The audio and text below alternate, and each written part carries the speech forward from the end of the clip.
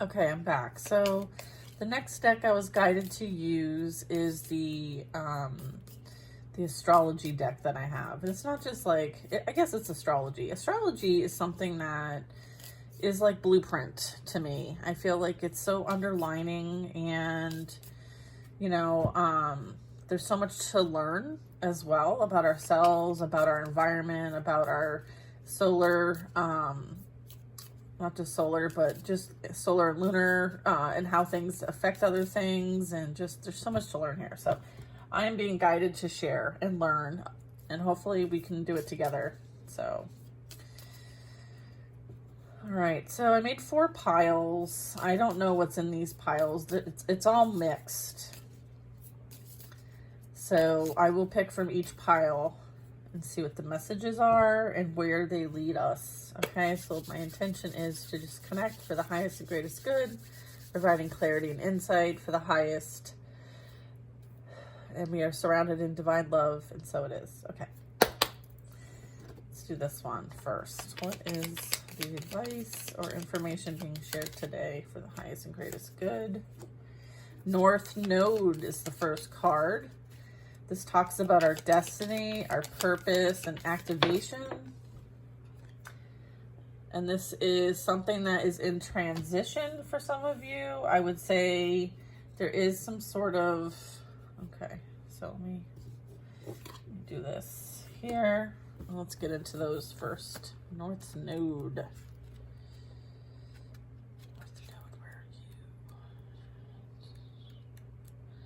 This is a really good deck and book. If you are interested, let me know. I will drop the name in the comments. Oops. Lunar Nodes. North Node. All right, so this is really talking about your destiny, your purpose, being activated, initiated. And so this will move through different signs. It just kind of depends on the alignments, but I would say the transition is 18 months. Okay, the North Node is a point of destiny in the path of evolution for you to fulfill your karmic purpose in this lifetime. The North Node calls on you to step into unexplored terrain that will require you to face challenges head on, each lesson leveling you up towards soul's satisfaction. It is often a stretch and requires you to step out of your comfort zone of the South Node, where your natural skills lie, to embody new skills that you can grow into and excel at. So the North Node, yeah, it's kind of like going to push you out of your comfort zone, and you're going to have to develop new skills. So through these lessons, you gain wisdom and activate your true purpose of what you're here on earth to do in this lifetime. So this is kind of like that ascension, right? You're ascending from the South Node and moving to the North Node. And through that through that process, you learn about your purpose. You learn about, why you're activated and what to do next. Okay, so I feel like this is kind of what's happening at this time. All right, so we'll do the cusp if you want. Let's see what that one is. Cusp. It talks about transition. In astrology, a cusp represents the imaginary line between consecutive zodiac signs or houses. So you could be in transition between certain houses where you're moving through your North Node or similar. Most people know of a cusp as they relate to the sun signs, but referring to those born a few days before or after the sun, and it transitions into another sign, and therefore embodying the traits of either both signs. Cusps are said to be an auspicious time to be born, with the twilight hours of these transitions bringing illuminating shifts. So there is also a debate, I guess, on the validity of cusps and whether they even exist. So take what you think resonates for you, but I feel like this is just representing that there's transition happening here. All right, so what's next for the insight here? All right, so we have Saturn. All right, so Saturn is talking about discipline, obstacles, and boundaries. All right, Saturn. All right, so the tarot card for this is the World. Again, dominant in Capricorn, Aquarius energies. Saturn is known as the task maker. So this is keeping track of time through like some sort of discipline, the ability to manage tasks, big or small, which is very essential right now. I feel like you do have a lot of like pans in the fire. I'm seeing a lot of pans on the stove, so that could be for you. Yeah, making sure that like you're in the flow. Saturn values like traditions and climbing the ladder and building authority over time. So it's kind of like that Capricorn energy. Through the Saturn lessons, we build perseverance and grit, and we develop our character to handle more challenges. So I feel like that's kind of a recognition of what you've overcome and what you've been working hard on. So I feel like, again, like the discipline and drive and the grit and overcoming obstacles and challenges, and then establishing strong boundaries also. I feel like there's structure here. There's some sort of hard-earned wisdom here. I would say that you're being asked to commit to the responsibilities so that you can gain more freedom, okay?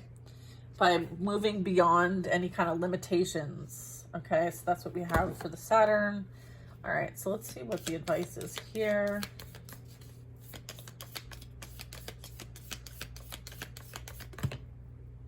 Both of these? Okay. Water and retrograde. So there's some energy here of like refreshing, being fluid. There's some sort of retrograde energy. All right, let's see what this is.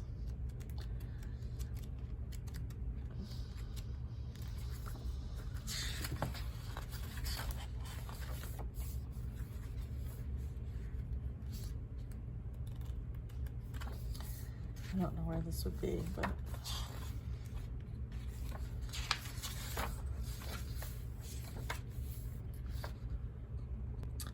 all right, so the element of water, we're talking about refreshing, mysterious, some fluidity. So there, you're being asked to kind of go with the flow. Water signs tend to move with fluidity, intuition, and emotion. They have the ability to merge with others and truly understand what they are feeling. And so this is like a superpower of yours, which is to be in energetic connection with others and literally be able to merge with them and understand what they are feeling, maybe even sensing or knowing all of those things. It is also equally as important to establish boundaries for yourself when it comes to this, to decipher which emotions are yours or not. So you very much could be channeling energy from others and thinking it is your own, okay? Something to be aware of. Deeply psychic water signs are connected with the divine through their imagination, channeling it through artistic endeavors. Like water signs, depths give them powerful healing abilities, but they must discern emotional truths and be careful not to spiral down a dark hole. Once this discernment is strengthened, they can dive deeper into their emotions without getting lost. Okay, so this is really talking about how to manage your empathy and your psychic abilities and to know discernment, like what's yours, what's not yours, and kind of go through some practices to train yourself to know, right? It'll be a lot easier to like transmute once you have an idea of what's yours and what isn't, okay? So then we also have retrograde, which is reversal, like slow down, deceleration, and establishing some distance. So what it says here is, while pop culture has embraced the infamous Mercury retrograde, this is not the only planet to partake in this astrological transit. A retrograde is when a planet appears to be moving backwards in the sky because of the speed, the planet's movement in relation to the Earth's rotation. During retrogrades, the collective may feel disoriented, especially in the area that planet rules. For example, Mercury retrograde, there can be issues with communication and technology. However, retrogrades can also be an opportunity to slow down and reassess things. If things are going haywire, just don't blame the planets. Take accountability.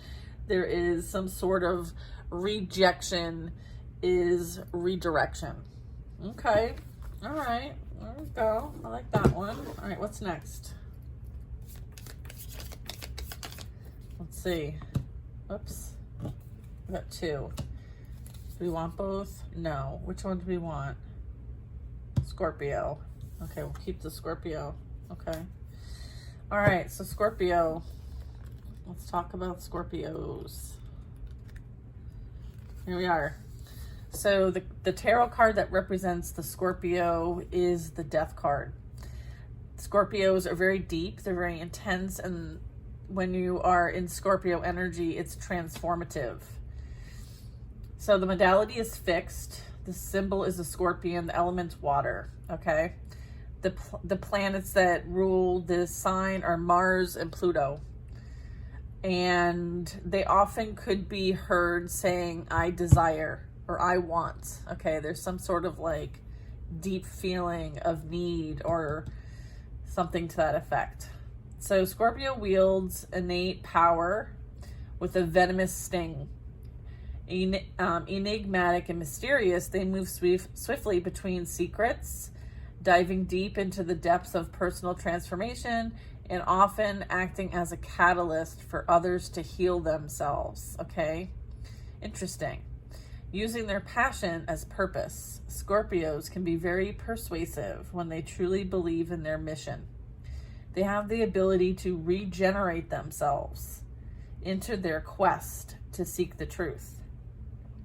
A Scorpio asks you to investigate your inner self and explore your shadow. So what parts of yourself are you keeping a secret and why? Set yourself free. Interesting. So I'm not a Scorpio, obviously, but what I am going to take away from this is, are there things about me that I keep in the shadow, hidden and in secret? And if so, why? All right, so that is what I'm going to leave you with when it comes to this reading, okay? I hope you guys like this. I'm really enjoying these cards. I'm trying to figure out how best to kind of work with them. So I appreciate your patience with that, and I'll post another reading today that's collective for this week. Today. All right, we'll do some tarot and stuff. All right. I hope you guys have an amazing, amazing day, and sending you lots of love.